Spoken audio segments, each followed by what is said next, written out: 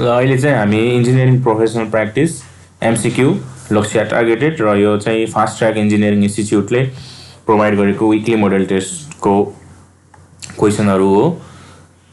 Dot is the part of the environment that is directly relevant to the organisation in achieving its goal. Specific इन्भाइरोमेन्टले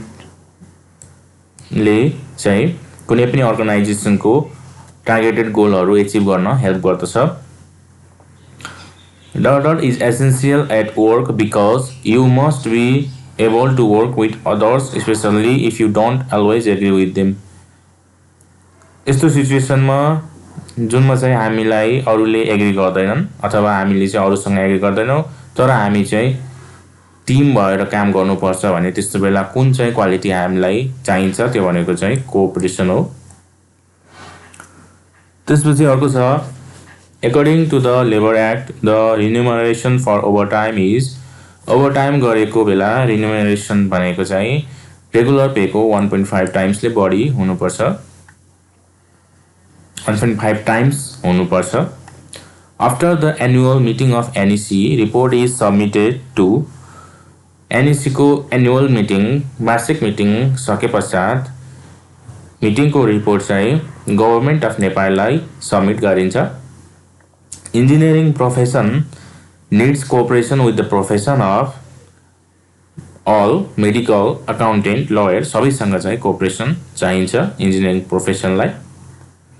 engineers day is celebrated on Shrawan 3 Saun 3 गते engineers day मनाइन्छ। Engineers shall build their professional reputation on the dot of their services and shall not compete unfairly with others।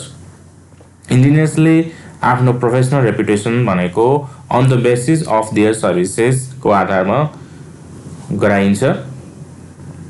As per NEC act amended 2079 section 30C the punishment on violation of rules is 25,000। Section 30C अनुसार चाहिँ NEC एक्टको प्रावधान के रहेको छ भन्दा punishment on violation of rules is 25,000। If an engineer violate subsection 3 of NEC act 2055 the punishment is Rs 3,000।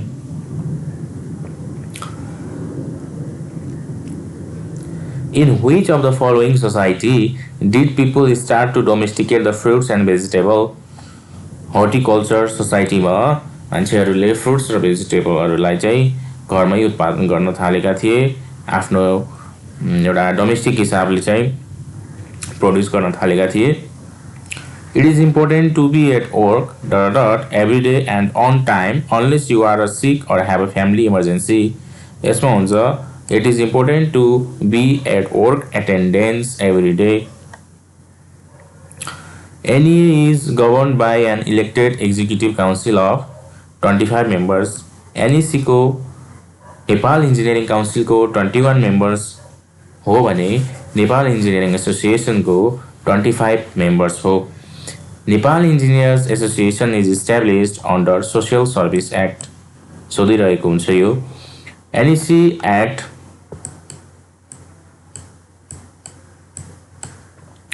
NEC Act 2079 was published in Nepal Rajpatra 2079 भाद्र 5।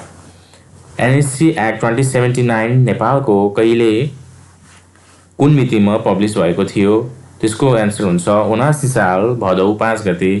यो चाहिँ important छ। Nepal engineering council publishes the name of registered engineers each year as well as every 4th year।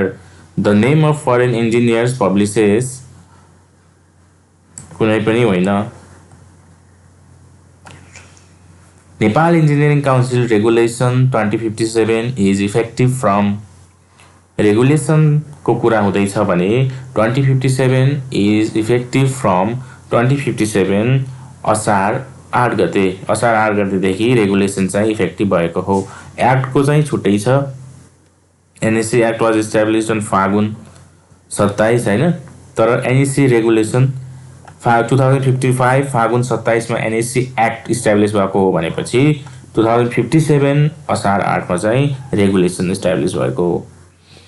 Nepal engineers association was established in 2019 BS 2019 BS है त 2019 BS Nepal engineers association. Professional Code of Conduct issued by NEC has 11 articles. Professional Code of Conduct has 11 articles. Reduce, reuse, recycle. Reduce, reuse, recycle is the new concept in waste management. Waste management सँग सम्बन्धित छ। Registration charge for general engineers for students studied in foreign universities. India, America, China, Japan वा जुनसुकै foreign युनिभर्सिटिजबाट पढेर नेपाल आएर general engineer क्याटेगोरीमा registration हुनको लागि 4000 rupees charge लाग्दछ। Strong dot means you have a high sense of moral and ethical behavior that earns respect of others. Moral र ethical behaviour high हुनु भनेको स्ट्रङ क्यारेक्टर हुनु हो। The academic qualification for the chief of NEC Nepal engineering काउन्सिलको chief भने पनि chairman भने पनि academic qualification bachelor degree in engineering हुनुपर्दछ, मास्टर्स डिग्री चाहिँदैन। The aim of DOT is to do whatever possible to avoid any kind of harm or accident. तलमध्ये कुन चाहिँको चाहिँ एक्सिडेन्टलाई न्यूनीकरण गर्ने हो, यसको हुन्छ reasonable care. The decisions of NEC are authenticated by NEC ले लिने डिसिजन्सहरू ठीक बेठिक भनेर अथेन्टिकेट गर्ने भनेको काम रजिस्ट्रारको हुन्छ। The first amendment of NEC regulation was on NEC रेगुलेसनलाई प्रथम पटक कहिले अमेन्ड गरिएको थियो, कहिले सच्याइएको थियो। प्रथम पटक 2064 साल जेष्ठ 17 गते। The main principle of an organization is unity, effective control, delegation सबै। The minimum qualification and experience required for registration of foreign engineers. कुनै पनि विदेशी नागरिक, विदेशी इन्जिनियर नेपाल आएर रजिस्ट्रेसन हुन चाहन्छ भने उसलाई चाहिने शैक्षिक योग्यता भनेको ब्याचलर इन इन्जिनियरिङको साथै 10 years एक्सपिरियन्स पनि चाहिन्छ। The number of executive members in NEA's provincial committee प्रादेशिक कमिटीमा NEA को इन्जिनियर एसोसिएसनको एक्जिक्युटिभ मेम्बरको नम्बर कति हुन्छ? 15। The number of member nominated by NEC Nepal engineering council आफैले कतिजना मेम्बरलाई मात्र आफूले मात्र नोमिनेट गर्न पाउँदछ, त्यो भनेको 2 वटा मेम्बरलाई मात्र आफूले नोमिनेट गर्दछ। The recent amendment in Engineering Act 2079 was signed by President on Nepal engineering act NEC एक्टमा Nepal engineering council act 2079 amendment कहिले पास भएको थियो? त्यो भाद्र 5 गते 2079 भाद्र 5 गते। What is the qualification of Vice Chairman of NEC? Nepal engineering काउन्सिलको उपाध्यक्षको क्वालिफिकेसन हुनको लागि ब्याचलर प्लस 10 years एक्सपिरियन्स चाहिन्छ। When a record is made of an actual measured quality characteristics such as dimension expressed with thousands of an inch, the quality is said to be expressed by variables. Quality is said to be expressed by variables when such as dimension expressed with thousands of an inch.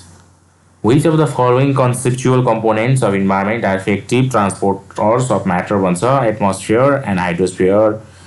Atmosphere वायु र hydrosphere water जल र वायुले गर्दाखेरि चाहिँ इन्भाइरोमेन्टमा म्याटरहरू ट्रान्सपोर्टेसनहरू हुन्छ। Which organization sets norms and standards for engineering education in Nepal? नेपालमा engineering अध्यापनको लागि चाहिँ कानुन तोक्ने निकाय कुन हो? त्यो भनेको नेपाल इन्जिनियरिङ काउन्सिल हो। Who acts as the member secretary of 5-member exam committee of NEC? जुन चाहिँ 5वटा मेम्बर हुन्छ एक्जाम कमिटीमा त्यसको सेक्रेटरी सचिवमा कोले भूमिका निर्वाह गर्छ रजिस्ट्रारले. Who appoints auditor of Nepal Engineering Council? Nepal engineering काउन्सिलको अडिटर चाहिँ को बन्ने भन्ने कुरा चाहिँ एनइसीले डिसाइड गर्छ. नेपाल इन्जिनियरिङ काउन्सिल आफैले डिसाइड गर्छ. चेयरम्यान एनइसीको चेयरम्यान कसले अपोइन्ट गर्छ? गभर्नमेन्ट अफ नेपालले अपोइन्ट गर्छ. ओल्ड इन्भाइरोमेन्ट डे चाहिँ जुन 5 मा सेलिब्रेट गरिन्छ. त्यसैगरी you are a person of high level of the order if you stand by your values even if others put pressure on you to do something wrong. अरूले तपाईलाई कानुन नियम विपरीत गर्नलाई दबाब दिइरहेको छ तर तपाई अडिग हुनुहुन्छ भनेपछि तपाईको कस्तो क्वालिटी हाई लेभलको चाहिन्छ? त्यो भनेको हाई लेभल अफ इन्टिग्रिटी चाहिन्छ. ल अहिलेलाई यति नै गरौँ. Thank you everyone.